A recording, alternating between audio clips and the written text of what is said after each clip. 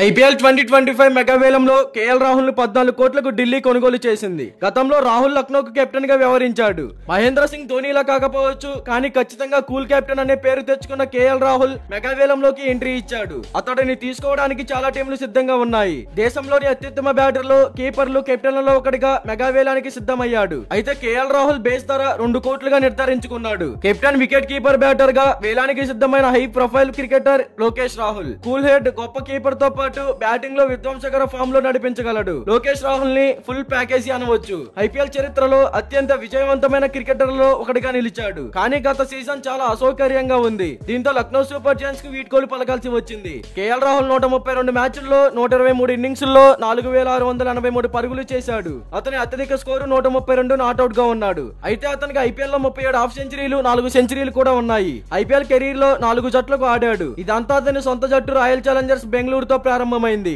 ఆ సంవత్సరంలో 2013 sun Risers Hyderabad తర్వాత 2 సీజన్లు ఆడాడు. 2018లో రాహుల్ ను పంజాబ్ కింగ్స్ తీసుకుంది. ఈ జట్టుకు నాయకత్వం కూడా వహించాడు. 2022లో మరో 2 జట్లు ఐపీఎల్ లో అరంగేట్రం చేశాయి. అందులో ఒకటి లక్నో సూపర్ జైంట్స్. తొలి ఆటగాడిగా లోకేష్ రాహుల్ ను జట్టు సంతకం చేసుకుంది. లోకేష్ రాహుల్ కెప్టెన్సీ, నిష్కలంకమైన బ్యాటింగ్ కారణంగా లక్నో 2 సీజన్లలో ప్లే ఆఫ్స్ కు చేరుకుంది. ప్రతి ఒక్క క్రికెట్ అభిమాని కూడా కేఎల్ రాహుల్ ని ఆర్సీబీ తీసుకుంటుందని అనుకున్నారు. మరి దీనిపై క్రికెట్ ఫ్యాన్స్ గా మీరేమంటారో కామెంట్ చేయండి. ఇలాంటి క్రికెట్ అప్డేట్స్ కోసం మన ఛానల్ ని సబ్స్క్రైబ్ చేసుకోండి.